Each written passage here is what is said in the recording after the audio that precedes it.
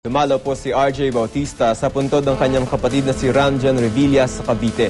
Pinayagan ng korte na pansamantalang makalabas ng selda si RJ para sa paggunita rin ng unang anibersaryo ng kamatayan ni Ramjan. May report si Salima Refran. Salima. Joseph, bago mag-alas 2 ng hapon, dumating dito sa Angeles Garden sa Imus, Cavite, si Ramon Joseph Bautista para sa unang taong anibersaryo ng kamatayan ng kanyang kuyang si Ramjan Bautista o mas kilala bilang Ram Revilla. Nakaposas at nakadilaw na BJMP detainee t-shirt si RJ na may kasamang may 20 BJMP guards.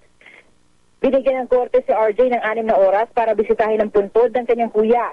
Mistulang family reunion naman ang sumalubong sa kanya. May init na yakap at matatamis na halik ang nihandog ng kanyang mga kaanak kay RJ. Ang kanyang inang si Jeneline hindi na itago ang saya na makitang nakalabas pansamantalang anak. Hindi rin ito na itago ang sama ng kay Janelle Manahan, ang nobya ni Ram.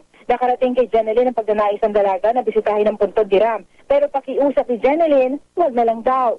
Ang kay Jeneline, sana raw magkaroon ng kaunting delikadesa si Janelle, lalo't idinidiin ito si RJ at ang kapatid itong si Mara sa pagpatay kay Ram. Pero gayon pa man, umaasa si Jeneline na tulad ng pagpapor sa kanila ng korte na pabisitahin ngayon si RJ sa kanyang kuya, gagalaw din daw ang mga kamay ng Panginoon para ilabas ang katotohanan.